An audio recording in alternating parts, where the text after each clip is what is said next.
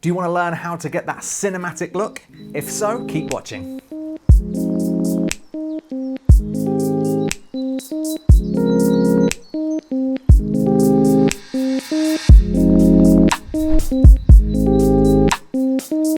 So if you want to learn how to get that cinematic look for all of your videos, then this video is for you.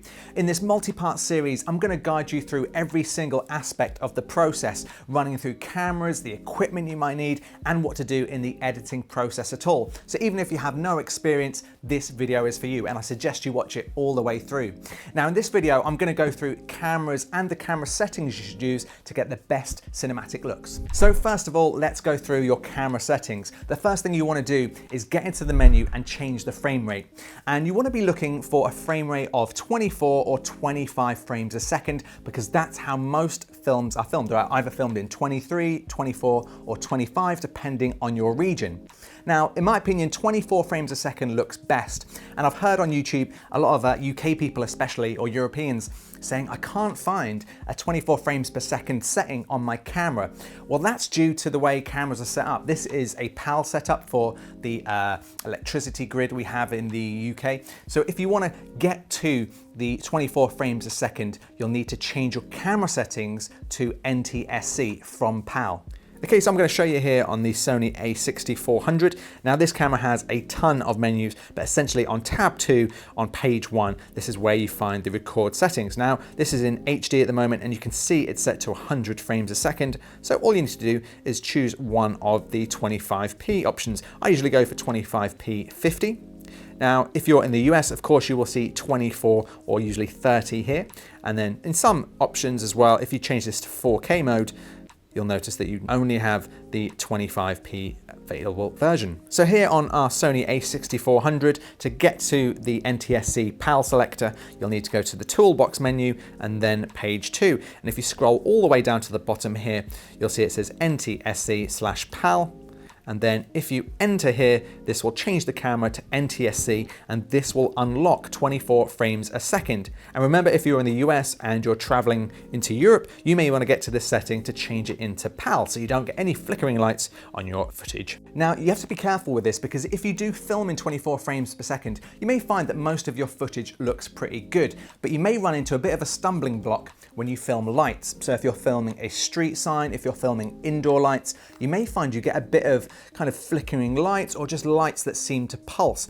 And this is due to the electrical voltage and the light cycle in different regions around the world. So as mentioned, if you're in the UK or Europe, you should try and stick to 25 frames a second. If you're in the US or Canada, you want to go down to 24 frames a second. And it's worth noting, if you're a travel vlogger and you're doing some cinematography abroad, you do want to change your settings to match that of the country you're in. If you need to film anything in slow motion, you can change it to 50 or 60 frames a second, and then you can bring that footage in to your 24 or 25p timeline and use that for slow-mo footage. But essentially, you do not want to film cinematic video in anything higher than 25 frames a second. If you do 30 or even worse 60, it's way too smooth and it feels really unnatural. Okay, so you've got your frame rates down. Next is the shutter speeds.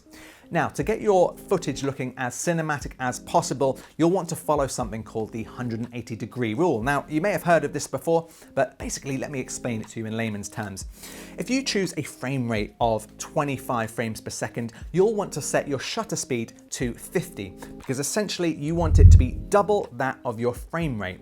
And what this does, it essentially emulates the human eye. So that footage will come out nice and cinematic, exactly how your eye would see it in real life. Any shutter speed too slow or too fast will feel either too jittery or too smooth, and that can really affect the way that viewers view your cinematic footage. So keep that in mind. You want it to be twice that of your frame rate, and the same goes for slow motion. So let's say you're doing 100 frames a second in slow motion, you want your shutter speed to be set at 200. Just a little side note on frame rates, if you're doing an action film, you may want to use a high shutter speed, and you'll see this in films like Mission Impossible, in some Marvel films, and a high shutter speed gives you the feeling of action, of a fast pace.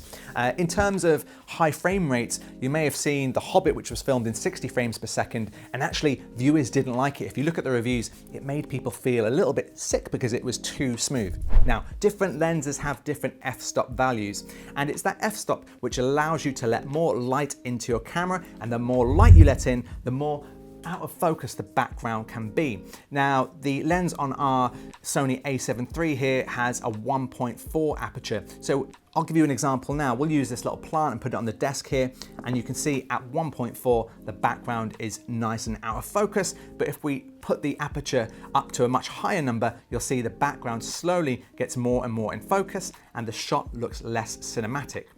Now, if you do get a lens like we've got with a 1.4 aperture, you'll notice, especially if you're filming outside, that it may seem far too bright to use, and you'll need to adjust that aperture setting to the right levels. So one thing I would recommend to get is an ND filter.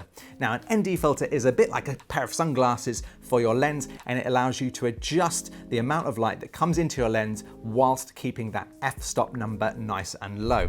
Now, the next thing you want to do is make sure you're choosing a really good picture profile for your camera.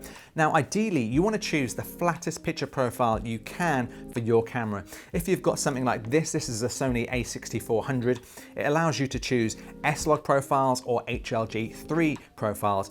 For this, we're using HLG3, and this essentially gives you really good dynamic range. So if you shoot something and it's a little over or underexposed, or you think the clouds are overexposed or underexposed, having a good flat profile will mean it actually retains a lot of those values. So when you pull it into Final Cut or Premiere, you can really adjust those colors, really adjust those saturations, shadows, highlights, that kind of thing. And that really allows you to play around with some really good color corrections, especially if you're pulling it in LUTs. Now, as I mentioned, on this camera, S-Log or HLG are good to use. If you're using a Canon, then you'll want to choose Cine Style or C-Log. Those are the best profiles for that camera. And we'll put a little list below of some of the best picture profiles depending on your make of camera. But remember, essentially choosing the best picture profile, the flattest picture profile, will give you more detail in the edit. And if you want to learn how to color correct and how to use LUTs, we'll be doing a whole range of videos for Final Cut, for Premiere, LumaFusion, and DaVinci Resolve. So make sure you subscribe to the channel if you want to learn how to use LUTs and how to actually color correct from cameras like this. And an extra little note, if you want to copy our exact settings, if you like what you're seeing now and you want to copy the settings we're using for our camera, we'll list them right here, right now. And feel free to pause the video and copy the settings we use.